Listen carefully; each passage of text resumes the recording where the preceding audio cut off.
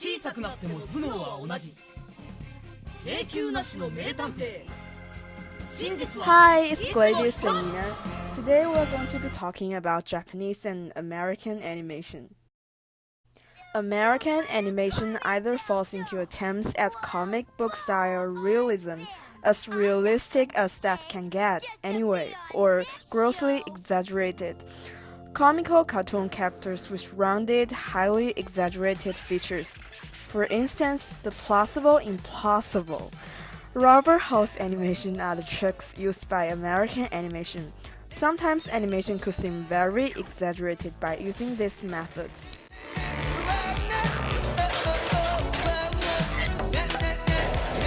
There's usually less detail. Instead of using tricks of style to imply the detail in more subtle, understated fashion, and less attention to shading instead of solid block colors, save for in dramatic scenes that require it. On the other side, Japanese animation is more likely to be full of details. Characters, background, the action of roles. The story is more based on real life and social ethic problems. Arouse reader thinking and relate to their own life. The biggest cultural influence for Japanese animation is Shinto, a Japanese ethnic religion. Japanese animation really shows their values such as responsibility, loving, or courage, usually in Western animation. The hero and the villain has pretty distinguishable traits, which means one character is either 100% good or bad. But in Japanese animation, the character is usually a mix of both good and bad. The definition of good or evil isn't so clear, because in our human moral things are much complicated. Talking about Japanese culture, we must mention Osamu Tezuka. The success of both the anime and manga industries in Japan rests firmly on the shoulders of Tezuka. This man is considered the Japanese equivalent to Walt Disney. And to give a definition of Walt Disney Studios, it was founded in 1923 by the two brothers, Walt and Roy Disney, with the purpose of producing, of course, animation. This marked the start of true American animation.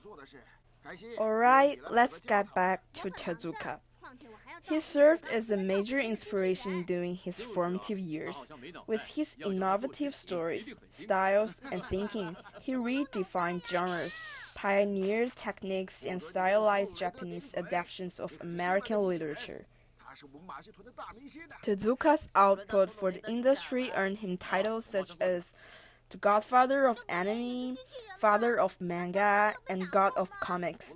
From his work, we see the core of Japanese culture.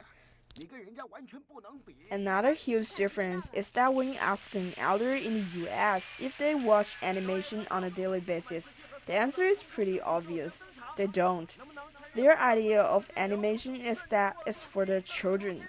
But in Japan, animation is for all, anyone and any ages. The technique and approach of film picturing is also a big part of American and Japanese animation.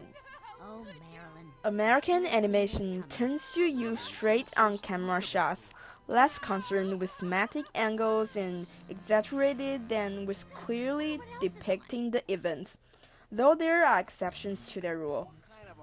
Japanese animation will often use of exaggerated angles, perspectives, and zooms to intensify the mood of a scene and show actions to extreme effects.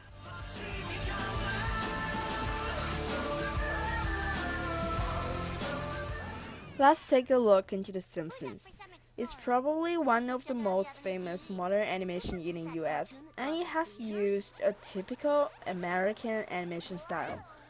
It's a long-running animated comedy focused on an eponymous family in the town of Springfield.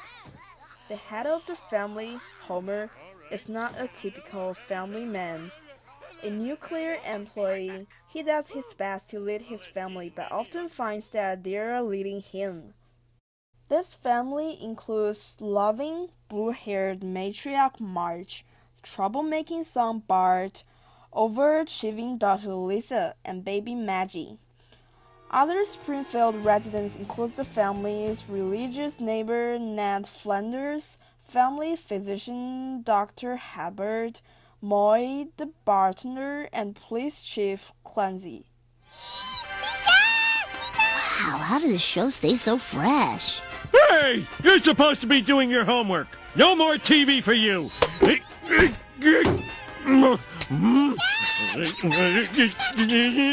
Until your homework is done. Alright, thank you for watching. See you guys next time. Bye.